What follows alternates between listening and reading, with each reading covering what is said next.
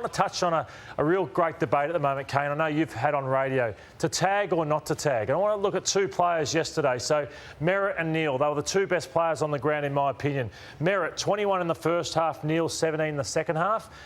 Essendon did nothing about Lachie Neale. He just could do what he wanted. He has 24 in the second half. But Jared Berry goes to Zach Merritt to try and limit his influence. Not a hard tag, but in certain situations. So I want to go to the analysis and have a look at Merritt's start to the game. So if you want to give Merritt this time and this space where he can make decisions and he's not rushed, this is what he does. I think he's one of the best ball users there is in the game.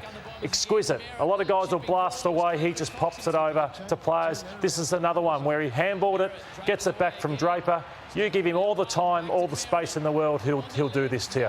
So this is where it changed. And Chris Fagan says, OK, Jared Berry, you don't hurt us that much, hurt the opposition much by foot. You got to nullify him. Not a hard tag, but around stoppages, limit the effect on his disposal. So even though he got that kick away, it's a hack forward.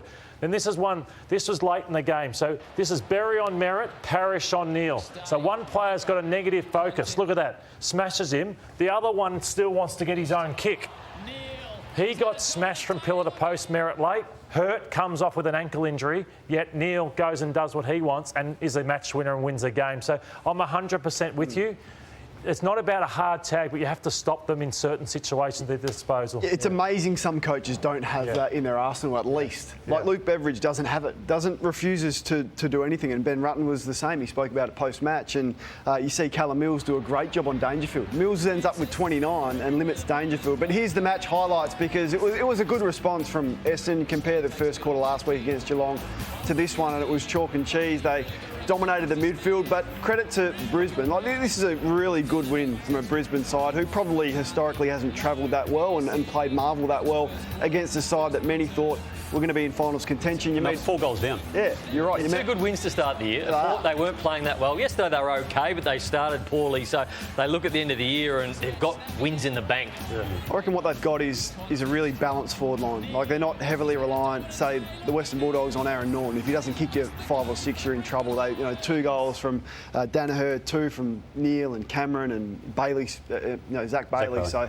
let's have a look at Dane Zorko, because should he have played or not? Because the coverage was all over it. Now, you look at his stats and you think, well, Dane Zorko's had 33 for the game, but at times he looked like he couldn't run. Now, he didn't play any pre-season games. He was subbed off in round 1 against Port Adelaide.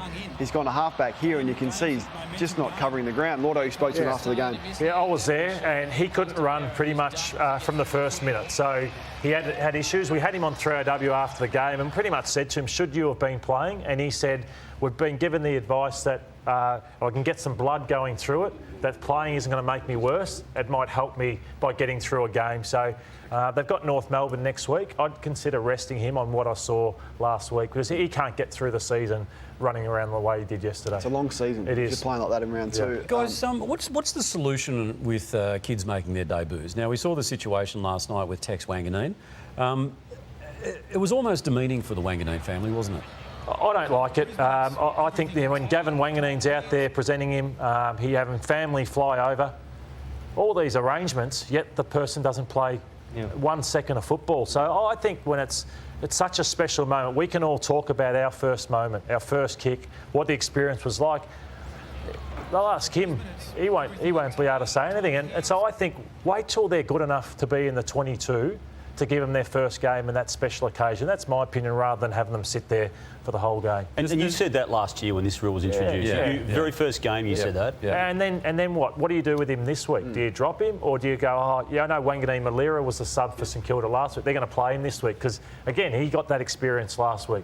So let's just wait till they're in the best take team. it out of the club's hands and let the AFL make a ruling that you can't play a player on debut as the sub. I think it's up to the clubs. You can't do that. No, you can't. It's up to the clubs to. Well, they can if they want. No, they can't. Well, you can't. That's like a restraint. It's like a restraint of they can. selection.